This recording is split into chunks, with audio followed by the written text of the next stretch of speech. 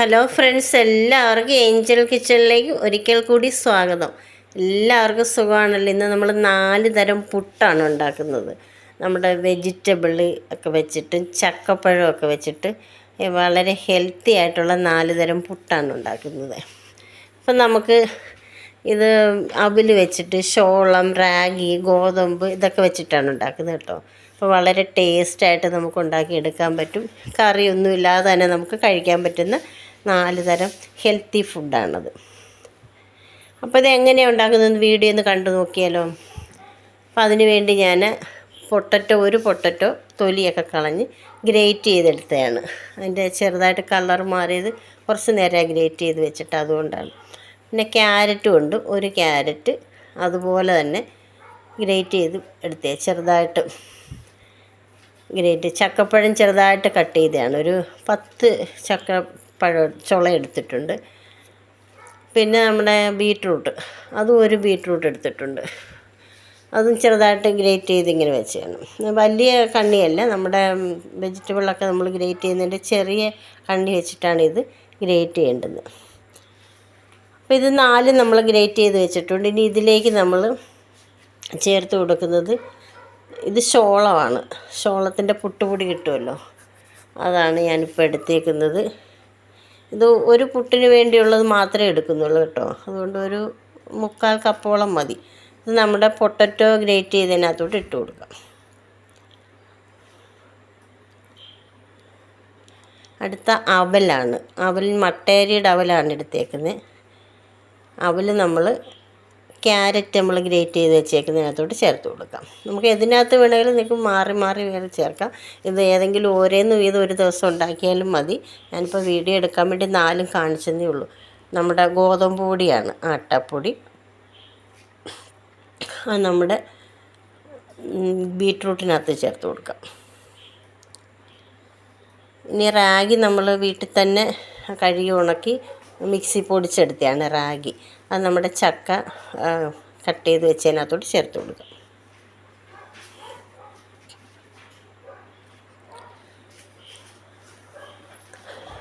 ഇനി ഇതിലേക്ക് നമുക്ക് തേങ്ങ ചേർത്ത് കൊടുക്കാം.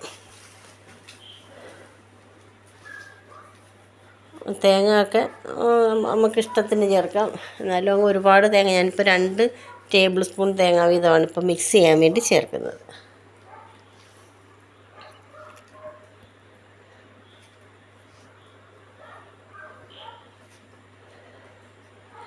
ഇപ്പം ഏതെങ്കിലും ഒരു പുട്ട് വീതം നമുക്ക് ബ്രേക്ക്ഫാസ്റ്റിനൊക്കെ ഉണ്ടാക്കാവുന്നതാണ്. ഇപ്പോൾ നമ്മുടെ വീട്ടിൽ റാഗിപ്പൊടി ഉണ്ടെങ്കിൽ അതിൽ ഏത് വെജിറ്റബിൾ വേണമെങ്കിലും നമുക്ക് ഇങ്ങനെയുള്ള വെജിറ്റബിളൊക്കെ ചേർക്കാൻ പറ്റും.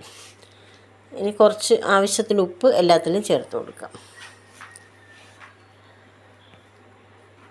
ഇത് പുട്ടാകുമ്പം നമ്മൾ എണ്ണയൊന്നും ചേർക്കുന്നില്ലല്ലോ, അപ്പം ഹെൽത്തി ആയിട്ടുള്ളൊരു ബ്രേക്ക്ഫാസ്റ്റ്. ഇതിൻ്റെ കൂടെ വേണമെങ്കിൽ നിങ്ങൾക്ക് എന്തെങ്കിലും കറികളൊക്കെ വേണമെങ്കിലും കഴിക്കാം കേട്ടോ.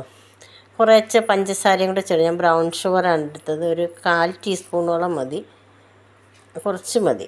ചക്കയ്ക്ക് വെറും കുറച്ച് മതി, ചക്കയ്ക്ക് മധുരം ഉണ്ടല്ലോ. ചക്കയ്ക്ക് 1/4 ടീസ്പൂണും ബാക്കി എല്ലാത്തിനും 1/2 ടീസ്പൂണും ഇട്ടിട്ടുണ്ട്. പിന്നെ നമുക്കിതെല്ലാം കൂടെ നല്ലതുപോലെ മിക്സ് ചെയ്തെടുക്കാം. അപ്പം നമ്മളിതിൽ വെള്ളം ചേർക്കേണ്ട ആവശ്യമില്ല. നമ്മുടെ പൊട്ടറ്റോ ഗ്രേറ്റ് ചെയ്തതായാലും ക്യാരറ്റ് ആയാലും ബീട്രൂട്ട് എല്ലാം നല്ല നനവുള്ളതാണ്. അപ്പോൾ ആ ഒരു നനവിൽ നമ്മുടെ പൊടികൾ പുട്ടിൻ്റെ പരുവത്തിനായി കിട്ടും. പിന്നെ ചക്കയ്ക്ക് മാത്രമേ നമ്മൾ കുറച്ച് വെള്ളം ചേർക്കേണ്ട ആവശ്യം വരൂ. ചക്കയ്ക്ക് അധികം നനവില്ലാത്തതുകൊണ്ട് അതിനിച്ചിരി വെള്ളം ചേർത്ത് നമ്മൾ നനയ്ക്കണം. നമ്മൾ സാധാരണ പുട്ടിന് നനയ്ക്കുന്നത് പോലെ നമുക്ക് നനച്ചെടുക്കാം. ഇതുപോലെ നമുക്ക് ബാക്കിയുള്ളതും നനച്ചെടുക്കാം.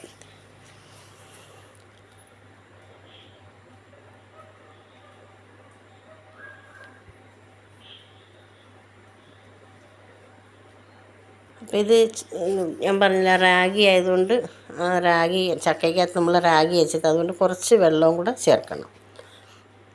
ചക്കയ്ക്ക് അധികം വെള്ളമയം ഇല്ലാത്തത് കൊണ്ട് റാഗി നല്ല കട്ടിയുള്ള പൊടിയാണ്. അപ്പോൾ അതുകൊണ്ട് കുറച്ച് വെള്ളം ഒഴിച്ച് വേണം അത് നനയ്ക്കാൻ.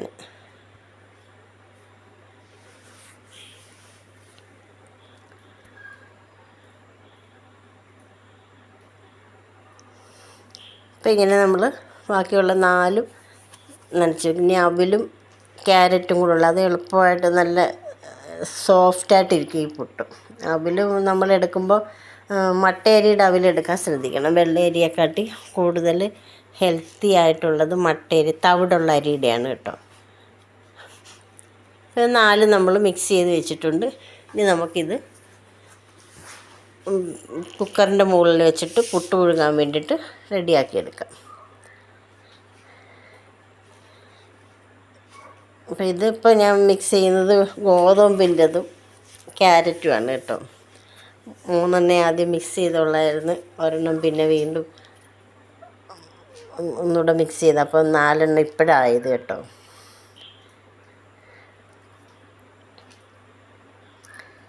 ഇനി നമുക്കൊരു പുട്ടിൻ്റെ പാത്രം എടുത്തിട്ട്, ഇതിപ്പോൾ ഏത് സൈസിലാണ് നമുക്ക് ചിരട്ടപ്പുട്ടോ അല്ലെങ്കിൽ സാദാ പുട്ടായാലും പുഴുങ്ങാം. നമ്മൾ സാദാ പുട്ട് പുഴുങ്ങുന്നതാണ്. ആദ്യം കുറച്ച് തേങ്ങ ഇടുക, അതിന് മുകളിൽ നമ്മൾ മിക്സ് ചെയ്ത് വെച്ച് പുട്ടിൻ്റെ മാവ് ഇട്ട് കൊടുക്കുക. ഞാനിപ്പോൾ ആദ്യം അവലും ക്യാരറ്റും കൂടെയുള്ള പുട്ടാണ് പുഴുങ്ങുന്നത്. കുറച്ചിട്ടതിന് ശേഷം അതിൻ്റെ മുകളിൽ കുറച്ച് തേങ്ങയും കൂടി ഇടുക. അതിൻ്റെ മുകളിൽ വീണ്ടും പുട്ടിൻ്റെ മിക്സ് ഇട്ട് കൊടുക്കുക.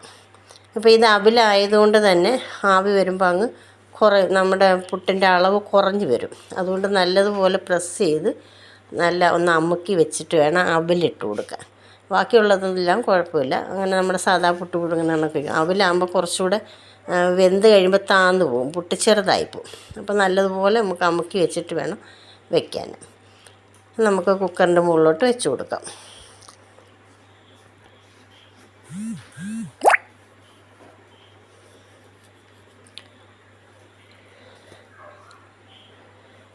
ഇപ്പോൾ ആ പുട്ട് മാറ്റി ഞാനിപ്പോൾ ഇത് ക്യാരറ്റും നമ്മുടെ ഗോതമ്പൂടുള്ള പുട്ടാണ്. അപ്പോൾ അങ്ങനെ 4 പുട്ടും നമ്മളിവിടെ റെഡി ആയിട്ടുണ്ട്. വീഡിയോയുടെ ലെന്ത് കുറയ്ക്കാൻ വേണ്ടിയിട്ടാണ് കട്ട് ചെയ്ത് കാണിച്ചത്. ആദ്യം ഒന്ന് വെച്ചിട്ട് പിന്നെ അവസാനം എടുത്ത പുട്ടിൻ്റെയാണ് വെച്ചത്.